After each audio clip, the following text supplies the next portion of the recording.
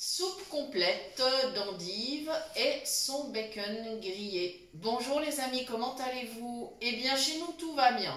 Et ce soir on a envie de vous présenter une soupe complète dans le sens où ce sera vraiment un repas.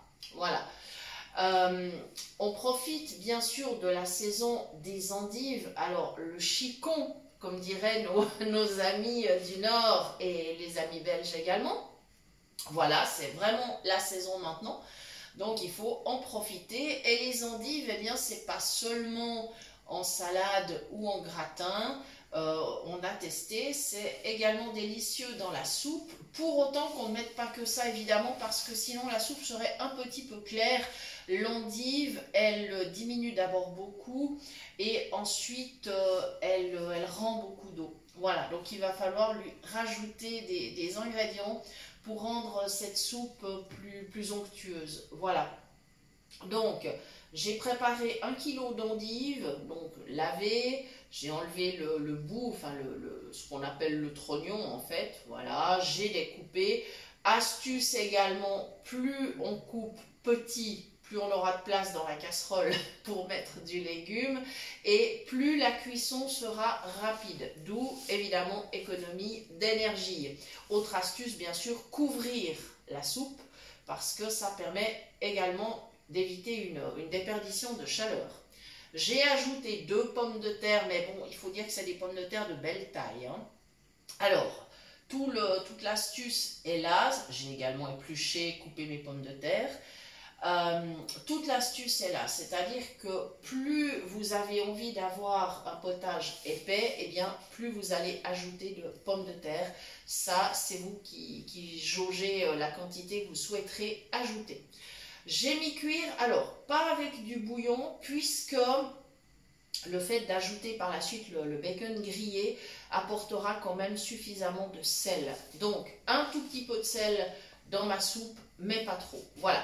Ça cuit, je pense que vous entendez, elle est en train de mijoter tranquillement et on va la laisser tranquille, on va la laisser continuer et tout à l'heure on pourra la mixer quand tout sera bien cuit, quand mes endives et mes pommes de terre seront bien tendres. Petite astuce aussi, je pourrais arrêter le feu un moment, laisser tiédir, histoire de ne pas risquer des éclaboussures brûlantes quand je vais plonger le mixeur. Voilà, ça c'est aussi une petite astuce. Maintenant le bacon grillé. Alors, je n'ai pas de bacon sous la main, j'ai de la poitrine fumée, mais c'est pas grave. On pourrait aussi utiliser par exemple du magret de canard fumé, hein. Il n'y a absolument pas de problème, des petites tranches comme ça peut être vraiment très sympa. Alors on pourrait le passer à la poêle, ce bacon ou ce lard pour le faire griller, c'est tout à fait possible. On pourrait également le laisser griller sur la plaque du four qu'il faudrait garnir alors avec un petit peu de papier sulfurisé éventuellement.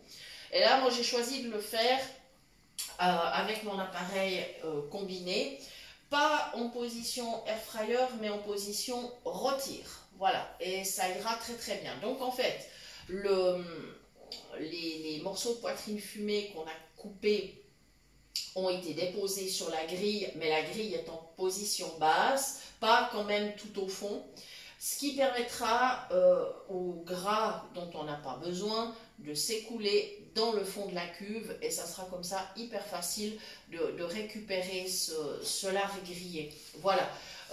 Alors j'aurais pu, c'est vrai, j'aurais pu tout à fait faire revenir le lard et ajouter les légumes ensuite et l'eau et le sel et faire cuire ma soupe comme ça. Je ne l'ai pas fait pour la raison suivante. Aujourd'hui, je veux vraiment une viande qui soit grillée et pas qui soit gorgée d'eau du fait de cuire avec la soupe. Voilà, c'est l'unique raison.